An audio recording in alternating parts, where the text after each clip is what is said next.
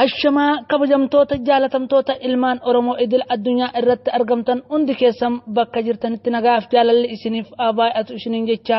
sagantaa kenna arraa imala fuudhaaf heeruma kan jedhu taha sagantaa arraa kana qabadhee kan isiniif dhiyaadhe ani Leencoo Amaan Gurmuu galma Birmajii show irraayim hamummanni lama kan mushurraa fuudhee galaa jiru daandii wal qaxxaamurtu tokko irratti yoo walitti dhufe akkamitti wal bira darba kan jedhus imala arraa kana keessatti kan wajjin ilaallu ta'a.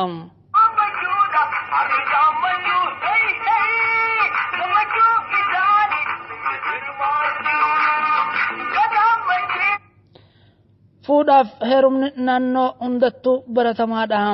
imala fuudhaa jalqaba imala fuudhaatiif maaltu barbaachisa kan jedhus as keessatti ilaaluun barbaachisaadha.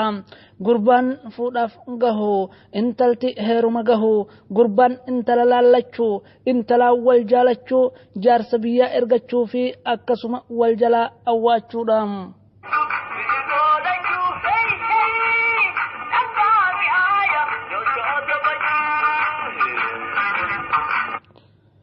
guyyaan fuudhaaf heerumaa isa ayyaan qabii jedhamu qabachuu fi achi booda cidha himachuudhaan guyyaan firaa fiixaa akkasuma dhalata barata walitti gadi yaasuun guyyaan fuudhaaf heerumaa kana midhaysan dubartiin qe'ee yookiin da'oo dhangaa barbaachisu qopheessuun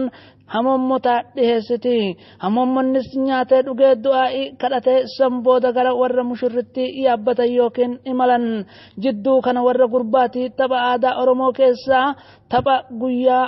fuudhaa gurbaa taphatamutu taphatama. taphattoonni yookiin taphoonni guyyaa har'aa kana taphatamu hedduu isaan keessaa muraafni isa kana kunooti. abbaa jaalataa isa aananii haadha jaalataa isa aananii fira jaalataa isa aananii biyya jaalataa isa aananii yooma boonellee irra laalanii waddeessaaf baarree hoffoli maarree jechuudhaan taphoota kana keessatti du'aa'iin godhamtiifi waddeessi dhangaa guyyaa har'aa inni baheef kana baarreen marga waliin adaadaa intalaatiin dhihaataaf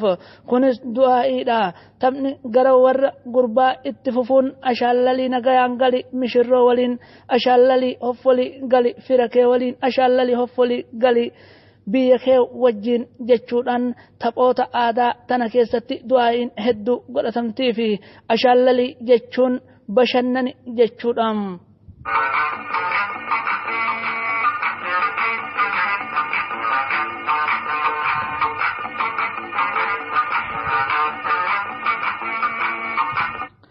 dhageeffattoota daawwattoota kenna imalli kenna hin xumuramne nufaana bu'aa jechaa amma yeroo kana hamoommanni imalarra jira. imala xumuranii yeroo warra mishirroo gahan jaarsi gara duratti gurbaa fuudhu waliin imaluun qeerroon gara duubaatiin jaarsota marsee dachii haguuggee deema. osoo dukkaana hin seenin yookiin galma walgaha hamoommotaa hin ga'in nagaya wal gaafatee akkuma xumureen jaarsonni gama warra intalaa seenaa jechuun hayyama godhanii fi achi booda hamommotni gara dukkaanatti duudan yookiin seenan gurbaan fuudhu guyyaan har'aa ka isaa waan ta'eef iddoon inni taa'us miidhagsanii eeguun innis iddoo teessuma isaaf qopheessan tana irratti bahee achi booda gamana jaarsi biyyaa wanti jedhu dheertuudha. dursa mijutu dhihaata. mijuun erga dhihaatee galatanuuf galchaa jechuu warri gurbaa gama warra intalatti dubbii qabata. warri intalas isinummaan jedha jechuudhaan dubbii gama warra gurbatti as deebisan booda warri gurbaas didanii gama warra intalatti achi deebisu. haala kanaan warri intalaa galata galchuun du'aa'inis jidduu kanatti godhamti. sababbiin warri intalaa du'aa'ii galataa tana dursa godhuuf hamummotni kun nagayaan milkiidhaan dhufuu isaaniitiif galata galchu. kuni kanaan osoo jiru mijuun hin furamu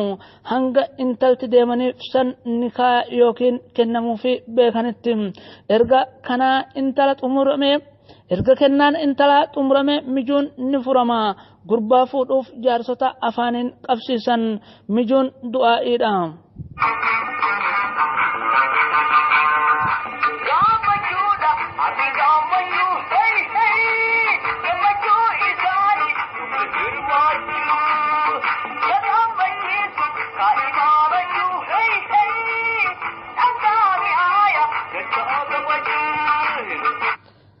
dhangaan garagaraa nyaanni aadaa Oromoo ni dhihaata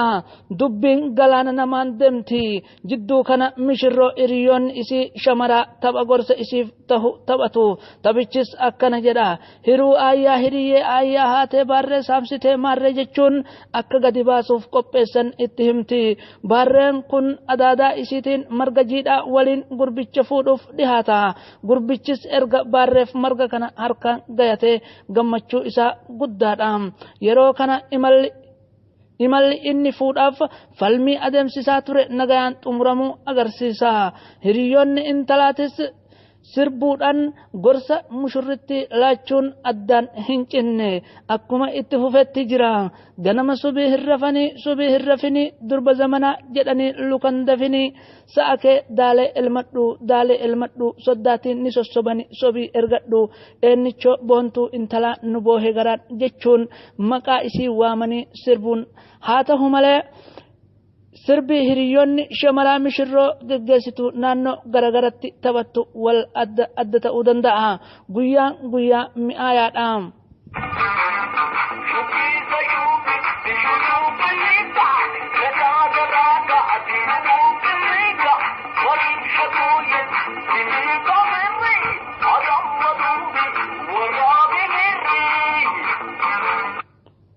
guyyaa gammachuu guyyaa jaalalaati guyyaa gurbaan hin fuudha itti kajeelu guyyaa intalti hin heerumin heeruma itti hawwitu guyyaa mushurrichaaf mishirroon dhihaate kun namoota hedduufis fakkeenya ta'uun carraa uuma dargaggeessi hin fuudhin anis akkatti fuudha jechuun of keessa gunguma shamarreenis anillee osoo akkatti heerume jettee gaafii ufitti dhiheessiti kabajamtootaa fi jaalatamtoota hordoftoota baandii birmajii shawuu aduun sirba bareedumsaa hin eeydu jedhan sultaan kabir ahmad yabsaanaa rabbi haa rahmatu dubbiin dheertuudha galaana namaan deemti keessa hin bahane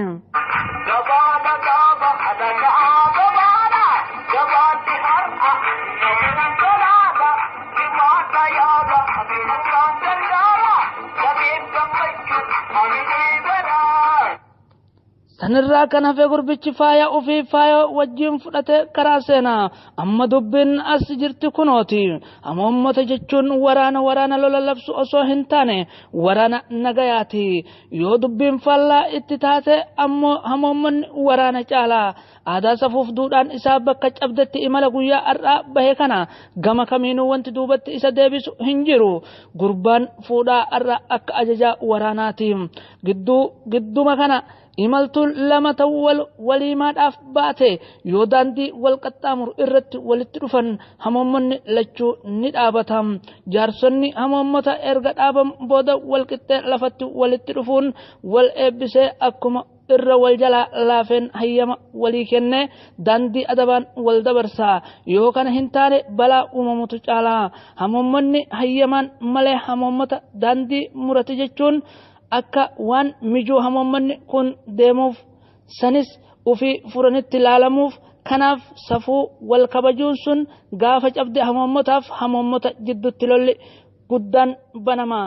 lubbuu namatu badaa kanaaf oromoon aadaaf safuu duudhaa isaa dabarsee dursee eeggata kabaja walii qabu walitti agarsiisa